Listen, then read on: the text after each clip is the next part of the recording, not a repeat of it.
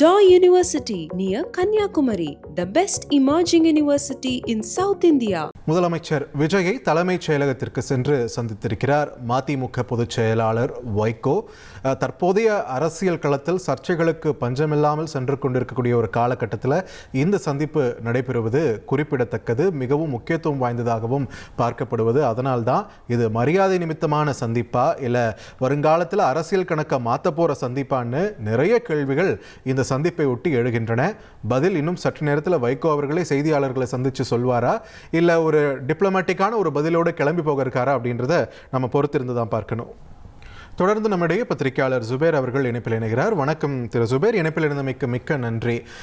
ஏற்கனவே விஜய் அவர்கள் மதிமுக பொதுச் செயலாளர் வைகோ அவர்களுடைய இல்லத்துக்கு போன போதே ரெண்டு பேருக்கு இடையே அந்த கேமராடரி நிறைய புருவங்களை உயர்த்துச்சு.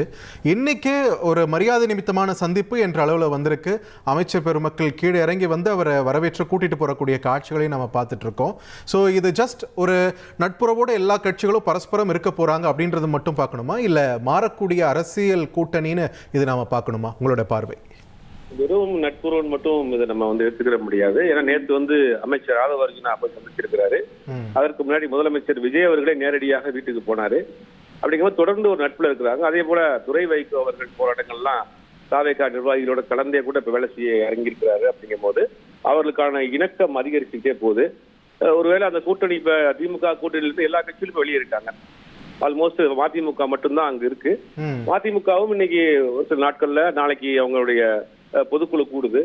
அதுல தாவேகாவோட தொடர்ந்து பயணம் பண்றதுக்கான அதிகாரப்பூர்வ அறிவிப்பு வரும். அதை தொடர்ந்து இன்னைக்கு அவர் சந்திச்சிருக்காருன்னு நினைக்கிறேன். அவர் தாவேகாவோட பயணம் பண்ணுவதற்கான வாய்ப்புகள் பிரகாசமா தான் இருக்கு, அதிகமா தான் இருக்கு. ரைட். அப்படி தாவேகாவோட மதிமுகவும் பயணப்படுதுன்னா, பட் ஆனா அவங்க உதயசூரியன் சின்னத்துல தான் அவங்க போட்டிக்கிட்டு இருக்காங்க அப்படின்னும் போது அது ராஜினாமா அப்படின்ற ஒரு முடிவு இந்த பக்கமும் நடக்க இருக்குன்னு நம்ம எதிர்பார்க்கலாமா? நடக்கிறதுக்கான வாய்ப்புகள் மிக மிக அதிகம்.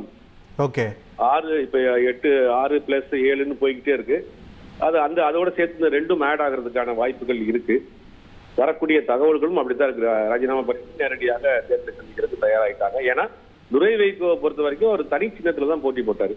நாடாளுமன்ற தேர்தலுக்கு தீப்பெட்டி சின்னத்துல திருச்சி தொகுதியில போட்டி போட்டு வெற்றி பெற்றாரு. அதனால அவருக்கு எதுவும் பிரச்சனை இல்லை. சட்டமன்ற உறுப்பினர்கள் இப்ப உதயசூரியன் சின்னத்துல போட்டி போட்டாங்க. கடைசி நேரத்துல தான் உதயசூரியன் சின்னம் மாற்றப்பட்டது. அவங்க தனி சின்னத்துல தான் போட்டி போடுறதாக இருந்தாங்க. 2 கொடுத்து அதில் 1 உதயசூரியன் சின்னம், ஒரு தனி சின்னம்ன்ற மாதிரி தான் முதல்ல பேசி இருந்தது. அப்புறம் கடைசியில 2 தொகுதியுமே உதயசூரியன் சின்னத்துல தான் போட்டி போட்டாங்க.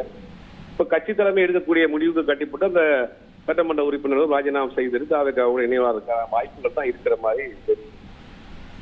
ரைட். நன்றி திரு ஜுபேர், இணைப்பில் உங்களுடைய கருத்துக்களை தெரிவித்தமைக்கு. முதலமைச்சர் விஜயை சந்தித்து பேசிக் கொண்டிருக்கிறார் மதிமுக பொதுச் செயலாளர் வைகோ.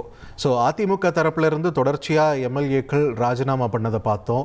அதில் ஒரு 4 பேர் ஏற்கனவே தாவேகாவில் இணைஞ்சதையும் பார்த்தோம். அடுத்து விஜயபாஸ்கர் அவர்கள் என்ன முடிவெடுக்க போகிறார் அப்படின்ற ஒரு கேள்வி ஒரு பக்கம் ஓடிக்கொண்டிருக்க, இந்த பக்கம் திமுக கூட்டணியில் பிரதான கட்சியாக இருக்கக்கூடிய மதிமுக அவங்களும் ஒரு மாற்று முடிவு எடுக்க போகிறாங்களா அப்படின்ற ஒரு கேள்வி தற்பொழுது எழுந்திருக்கு. மரியாதை நிமித்தமான சந்திப்புன்னு இதை கடந்து போய்விட முடியாது அப்படின்னு இப்போ நம்ம கூட காலில் பேசின நம்மளுடைய விருந்தினர்கள் கூட அதுதான் சொல்கிறாங்க. ஸோ இது மரியாதை நிமித்தமான சந்திப்பா இல்லை அதை தாண்டி அரசியல் கணக்கை மாற்றக்கூடிய ஒரு சந்திப்பா என்ற ஒரு கேள்வி இங்கே மேலோங்குது. குறிப்பாக மதிமுகவை பொறுத்த வரைக்கும் அவங்களுடைய எம்எல்ஏ உதயசூரியன் சின்னத்தில் போட்டிட்டார் என்ற அடிப்படையில் அந்த பக்கம் இருந்தும் ஒரு ராஜினாமாவை நாம் எதிர்பார்க்கலாமா? இன்னும் என்னென்ன அரசியல் சுவாரஸ்யங்கள் நமக்கு காத்திருக்கின்றன அப்படின்றதெல்லாம் இந்த சந்திப்பை ஒட்டி தற்பொழுது எழுந்திருக்கு.